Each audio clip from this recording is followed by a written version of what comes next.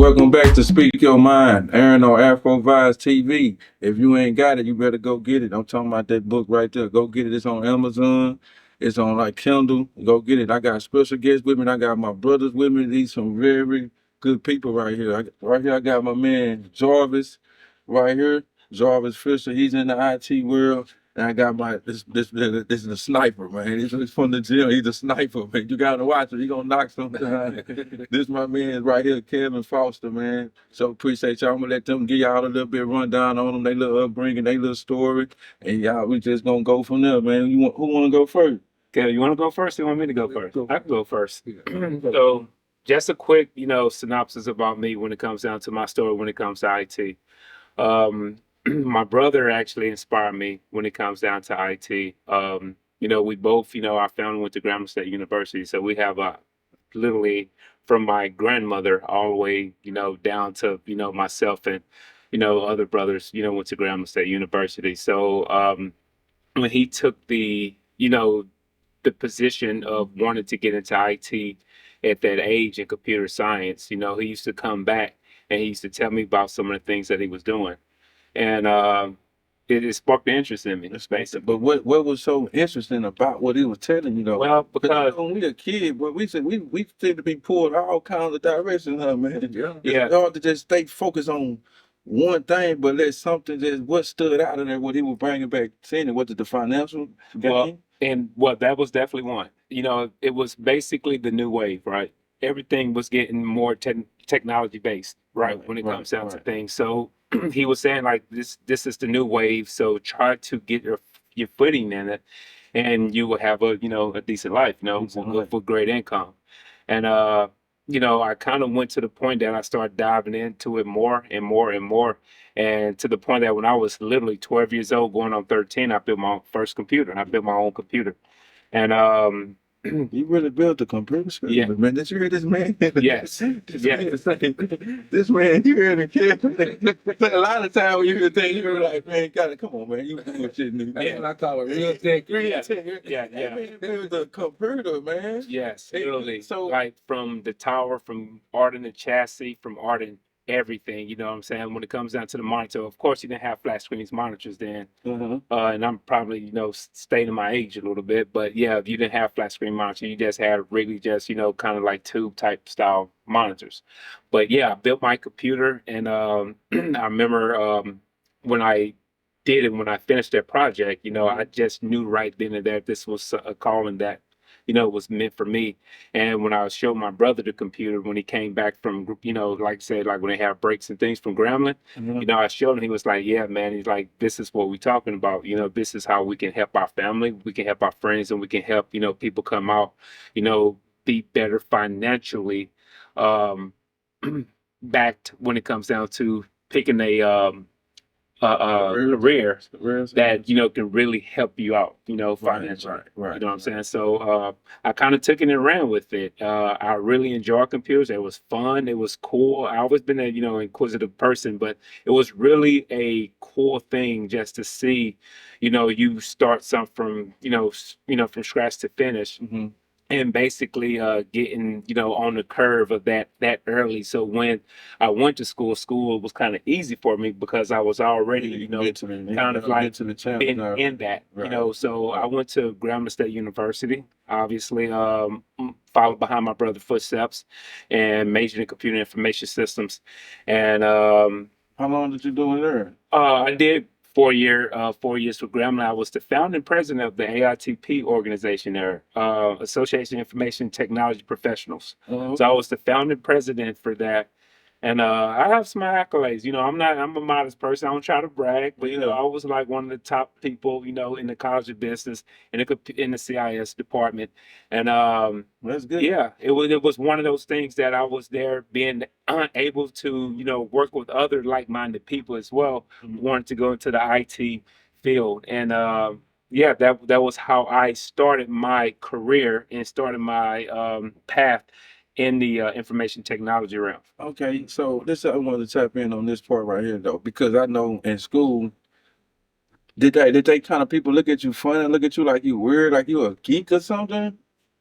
So I can see that because most of we don't want to take on the sports, the athletes. They more Yes. they more lean towards those that the versus they lean toward. Oh man, this dude a geek. You know what I mean? So you get what I'm saying? So they like so I'm trying to say what kind of pressure, that was. You did what So I'm saying? absolutely, I was the geek, the nerd. Yeah, And I was, you know what I'm saying? Now don't get it twisted. I still have my fair share of women. I still have that, but yeah, I was more the geek and the nerd, man, because like I said, I graduated with honors and other things, and but no, it was yeah, it did have that kind of how you say that arm around it, like man, you going in computers, you kind of like geekish and nerdish, but the thing is that people who really understand the wave at the time, knowing that hey, that is where a big part of the money is going to be. Mhm. So, I already knew before I went to college exactly what I was going to do, Yeah. exactly where I was going to be, and I Yeah. knew a path. Not everybody is, how you say that focus and recognizing exactly what they're going to do before they get to college. Some people wait till they get to Yeah. college and they try to figure it out. Yeah. I already had that figured out way before Yeah. I even went into a classroom, exactly what I was going to do. And I'm gonna let you talk, Kevin, because I kind of want to, volleyball this a little bit. Mhm. But I do, want to talk about like the internships and some of the things that I had to do to better prepare myself. Because even though, I was kind of, I already had my hand in Right. to the whole IT, it was still more knowledge out there that I didn't tap into that I wasn't aware of, right? Yeah. So that's one quick introduction on how I got into the path of That's IT. good. There's some more stuff I wanted to tap on with you too, but we're gonna let the sniper. I'm sorry, you can't leave. Man, he gonna knock it. Coming back step. Yeah, I'm gonna take Shaq. Coming back step. He said 2 minutes, man. But all you gotta do is make him put it on the floor, though. He's out of there. Yeah. But yeah, let us go on and share your story there, Mr. Yeah. Carson. So for me, I'm a little bit older. I know I look young, but I'm a little bit older than these guys. So there was really no technology when I, grew. I mean, the computers back then were connected to networks. There was no internet. There was no operating systems. There was none of that stuff, right? So my exposure as a kid, my sister worked at IBM. So she would bring computers home and I, would go through the little book, make the program, say hello and all that kind of stuff. It was just a game to me. It was a game. I wouldn't even think about that. I was one of the ones that was out there trying to make it to the league. I wanted to be. Yeah, I was playing. I played football. I know what you played in football. I was a DB. He's a DB. I played everything. I know why they put you on DB. You couldn't catch. Oh, no. That is absolutely not. I was prime time before that was prime, man. I covered everything. You couldn't catch. Then you Locked down, bro. You're going to cover it all, but if you get your head around, you might get an interception. My nickname was Hitman. No, but for real, I definitely want to be, a pro football player. As a lot of us want to do. I wanted to go to the league. I had some good friends, that friends of my dad, that was, did make it to the league. And, Yeah. Was like, my role model. I'm like, hey, I'm going to do it. Yeah, You know what I'm saying? Right. But that didn't turn out to be my passion. That didn't. All right. So I always had an interest in business as well, so I would watch all the shows and stuff like that and just had a slant towards business. So I wanted to work on Wall Street. Yeah. I wanted to be a stockbroker. You wanted to get to Wall Street? Yeah, I wanted to be a stockbroker. How they went for put your nigga ass on? Man, listen.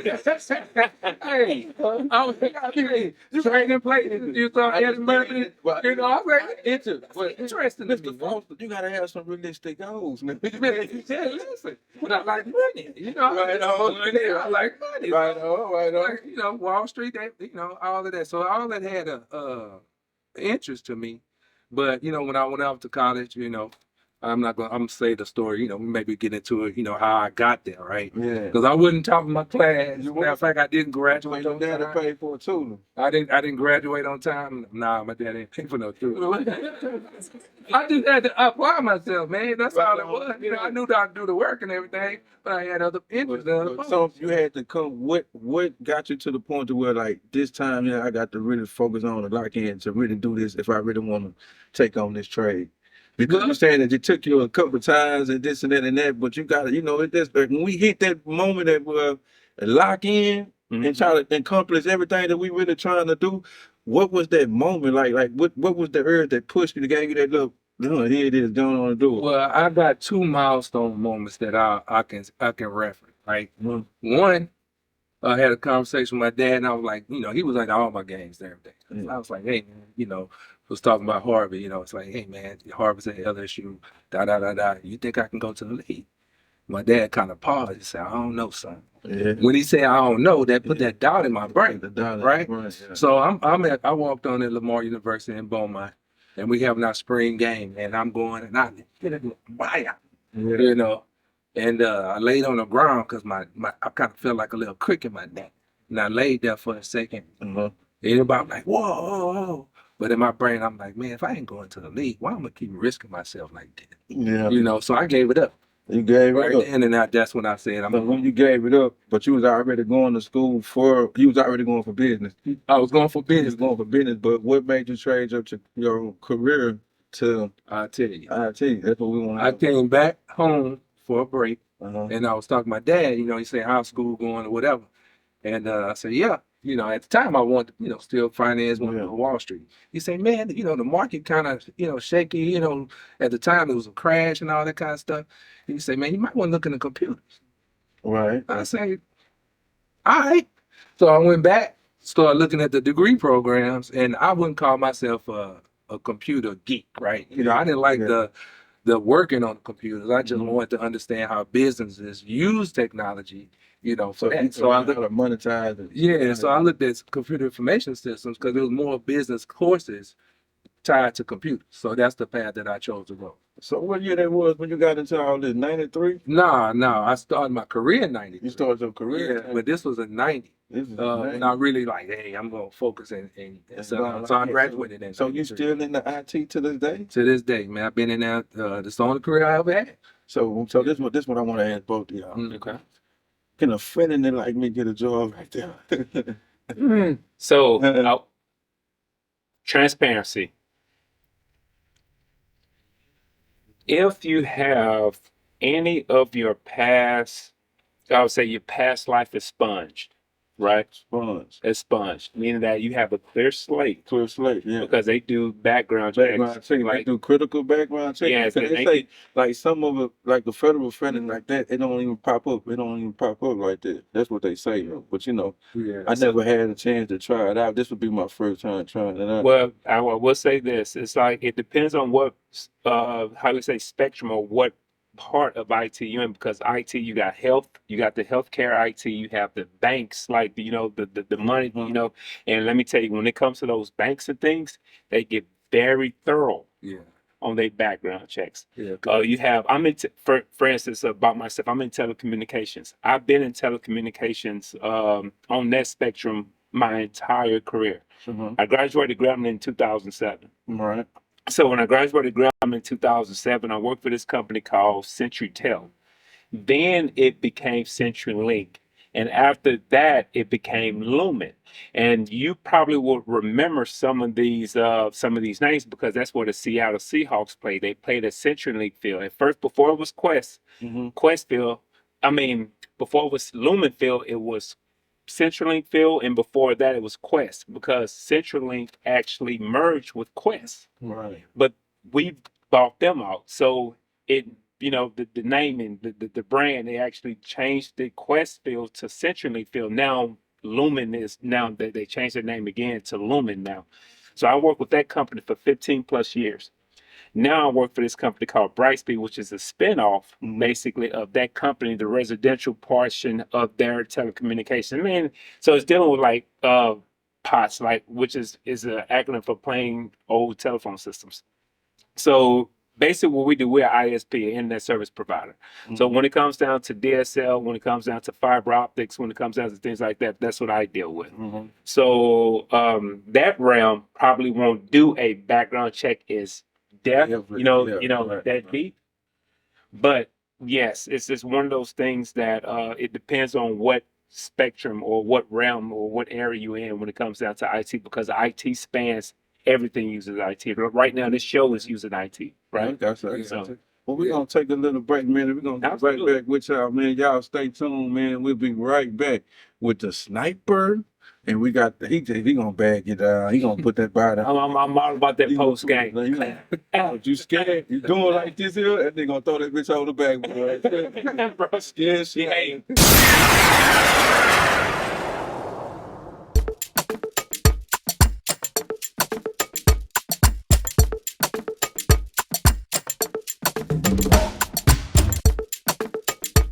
Welcome back, man. We'll speak your mind with your man, Uncle Money, man, and my people with me. You know, I got my people. I got my hoopers with me. Now we ready for a 3-on-3. 3-on-3. I got the sniper. That's Mr. Foster. That's Kevin Foster, man. Look him up. Check him out. Post game. Jarvis Fisher, man. That's it. And I was just asking these people, you know me, man, I'm always trying to get into something. You know what I'm saying? So I asked them, can I get hired on me being a felon? So they told me, you know, it's some ways around it and this and all. They don't want to let Foster get into that detail because, you know, he's a detailist. That's what he do. He going to get it to you the best way possible. You hear that again? Don't get to him, man. Yeah. So, you know, basically what I was saying, man, that's like in today's economy, right? With the internet being available and access, and this is what I really, you know, we talk about encouraging and getting people into fields, you know, the ability to be self-taught, right? Because for me, when, you know, that's one aspect of it. A lot of things that I learned, I had to learn on my own, right? After college, it's like, man, you got to hit the ground running. And at the point where I was, we didn't have Google. We didn't have ChatGPT. Get that book, go through that. Now, you can press time frames with these things. So if you want to get into that field, you can still get into that field, but not necessarily the traditional route. You know, because if you're working for a company, the company has liability, right? Okay. So that's why the background check and everything come into play. But if you want to offer a service, that's what we're talking about, consulting. You know, they have, you know, companies like Fiverr, Upwork now, where you can go out there, put your profile up, you learn the skill. It don't have to be no advanced skill. They hire you. They'll hire you. Just say, hey, I got a skill in data analytics. Right. And then they got a project, because a lot of small businesses can't afford a full IT staff, right? So they have to go out and say, okay, well, I got this project, maybe 6 months, maybe a year worth of work, right? But it doesn't, you know, I can't pay benefits. I can't pay the traditional salary to have somebody on board. Hey, man, I don't care what your background is, as long as you can deliver on the project, then you can get into IT like that. Okay.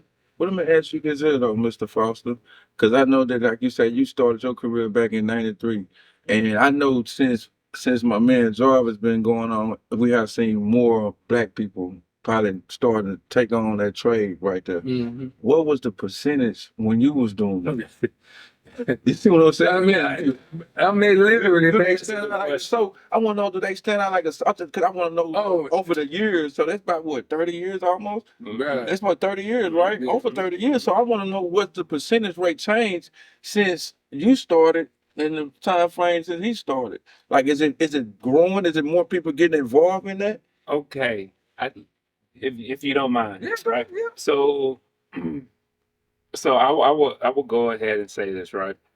So when I started, you know, I had my group of friends in college that, you know, graduated and went on to like Walmart in Bentonville, Arkansas. You know, went to Caterpillar in Peoria, Illinois. Went to State Farm in Bloomington. So it is people out there, but when it comes to just like the overall picture of people in IT, we have a staple in there, but it's not as big as that I think it should be, because I know that we have more quality people who can get those jobs. Of course, some of the systematic things prevent a lot of them from getting those jobs. Right. But it's one of those things that I know that it's jobs out there, but it's to the point that a lot of people and just my opinion, a lot of people don't want to do some of the things when it comes down to IT because they think they're overthinking, think it's too hard. Right. So that most people would do what? Less resistance. So something that that's easier. I'll give you an example. When you have computer science majors, and then you have computer information systems majors, right? They both in computers, but one is more geared and more tailored for the in-depth of the IT, of the technology world, which is computer science. You have CIS basically that's more tailored towards that as well, but more the business side. So you don't get as much of the IT. Right on. So a lot of people, tend to do the how you say the hybrid of that, right? Which is not bad because the reason why I chose, my brother did CS computer science, but I did CIS computer information system because I even though I built my own computer and I wanted to do, but I was intrigued about the business part of it. Being able to be that kind of that middle person to be able to talk with the business and be able to talk with the IT people. Now they have people like that. They call BAs, right? Business analysts. So when you look at the entirety of things, right, that's the whole. When it comes down to the percentage of people just in technical, well, I'm gonna say the percentage of our black people in technical roles, it's not that many of us. It's kind of overrun with Middle Easterns and things like that. But the thing is that I just want to encourage the people to keep pushing. When it comes down to going to college and being able to go to get their degree in CS and things like that. But now I'm gonna be honest though, Foster. When you think about it, it's like when you have some of these things don't even need okay, so this is kind of a sensitive topic, but I'm gonna say that some of these things don't need degrees. They can go get their certifications, and be able to get straight in there. You know what I'm saying? Especially all about who you know. But you can know that person, but you got to also have the requirements. There you see what I'm saying? So it's no what is the will. Y'all could be in the best position it is in the whole system, right? But if I don't have the proper requirements or certifications, it's just too much strings that you can't pull. I mean, that's common sense. Don't you get what I'm saying? That is common sense. But this what I want. This what I want from you though, Foster. I want you to give me some of the obstacles that you ran into during your career as you was on your way to where you at now. Like what kind of obstacles did you run into that let you know that probably if you wasn't just so focused on what you were trying to do and what you were trying to accomplish that you would have just said, nah, I'm gonna try something else.